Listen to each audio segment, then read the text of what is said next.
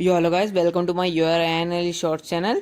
आपने मेरे चैनल को सब्सक्राइब नहीं किया तो सब्सक्राइब कर लेना और इस वीडियो को पूरा देख के जाना ताकि हम लोगों का प्यार बना रहे। तो चलो शुरू करते हैं।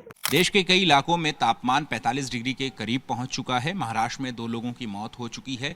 ऐसे में सबके जहन में यही सवाल है कि आखिर कब तक गर्मी की ये मार जो है वो झेलने को मिलेगी। इस पर हमारे साथ बात करने के लिए मौजूद हैं आईएमडी के senior scientist doctor Naresh Kumar. Naresh ji, ये जिस तरीके का मौसम वेदर पैटर्न जो हम देख रहे हैं, ये काफ़ी एक तरीके से अप्रैल के महीने में काफ़ी एबनॉर्मली इतनी ज़्यादा हाई टेम्परेचर हो गया है। तो इसकी वजह क्या है? देखिए जनरली क्या होता है कि जैसे मई महीना सबसे गर्म होता है। इवन अप्रैल एंड में भी जो टेम्परेचर्स हैं नॉर्मल बहुत सारी जगह इवन 43 तक होते ही हैं।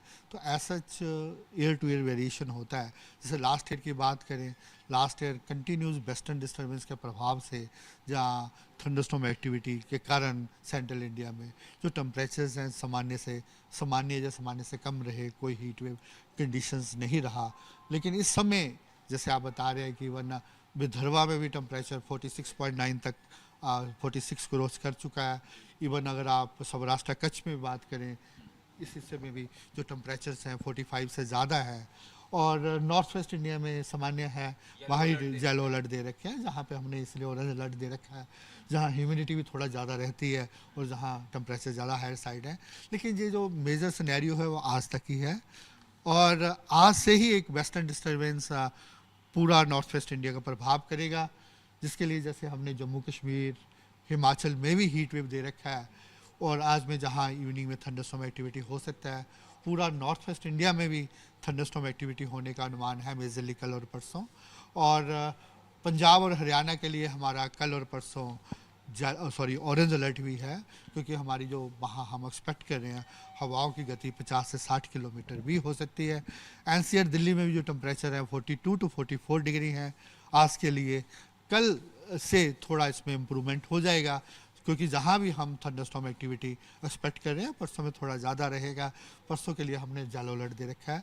तो जो प्रिवेलिंग हीट वेव कंडीशंस हैं वो मेजरली आज के लिए है, और जो सेंट्रल हिस्सों के लिए है वो भी आज हैं। कल थोड़ा डिक्रीज रहेगा, लेकिन कल के लिए भी हमारा जहाँ वार्निंग है परसों से ये ऑलमोस्ट क्लियर हो जाएगा। लेकिन सर, सबके जहन में अभी फिलहाल जो सवाल है वो यही है कि अप्रैल के महीने में इतनी गर्मी देखने को मिल रही है, तो फिर मई जून में क्या होगा? तो हम आपसे सीधा सवाल ये पूछ रहे हैं कि क्या इस बार गर्मी के सारे रिकॉर्ड टूट जाएंगे? ऐसा कुछ नहीं है, ये अभी वैसे हमारा 7 दिन का फोरकास्ट है।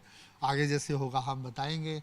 जैसे कि अगर आप पिछले दिनों की बात करें, इससे पहले अगर आपको याद होगा नॉर्थ वेस्ट इंडिया में इवन टेम्परेचर सामान्य भी नहीं पहुंचे थे, सामान्य से कम था। उसका रीज़न यही था जो वेस्टर्न डिस्टर्बेंस का लगातार प्रभाव रहा, रेनफॉल एक्टिविटी होती रही, तो ये वेरिएशन होता ही है। बारिश के ऊपर सर क्या असर पड़ेगा? क्योंकि जिस तरीके से हम देखते हैं कि हमारी एग्री इकोनॉमी है, हम कृषि प्रधान देश हैं, तो क्या इस गर्मी का असर बारिश और मानसून पर ही पड़ेगा? क्या सूखे जैसी स्थिति भी? देखिए इसके लिए अभी कोई कमेंट नहीं कर सकते। जो हमारा एलआरएफ था वो हमने ऑलरेडी इशू किया हुआ है, इसके बाद इसका अपडेट इशू करेंगे। लेकिन जो हमारा 7 दिनों का एक्टिविटी है उसके लिए यही है कि कल से नॉर्थ वेस्ट इंडिया में almost continues thunderstorm activity, strong wind रहेगा। ऐसे इतना ज़्यादा सीवियर नहीं रहेगा, लेकिन थंडरस्टॉर्म एक्टिविटी, रेनफॉल एक्टिविटी रहेगा, जिसके कारण हम यही अनुमान लगा रहे हैं जो टेम्परेचर्स हैं वो सामान्य के पास रहेंगे, कोई हीट वेव कंडीशंस नहीं। कितना क्या दिल्ली वासी में से दिल्ली वासी की बारिश कब महसूस कर सकेंगे? और ये जो आप कह रहे थंडरस्टॉर्म की वजह से टेम्परेचर डाउन होकर के कहाँ तक पहुँचेगा? देखिए जैसे हमने कहा आज के लिए 42 टू 44 है, कल एक आधा डिग्री गिर जाएगा, परसों से 2-3 डिग्री और गिर सकता है। तो यही है कि ऑलमोस्ट 39-40 इस रेंज में रहेगा ऑलमोस्ट। तो ऐसे ही रहेगा। ठीक है, शुक्रिया बात करने के लिए। कैमरा पर्सन राजेंद्र सिंह के साथ अहमद बिलाल, एबीपी न्यूज़, दिल्ली।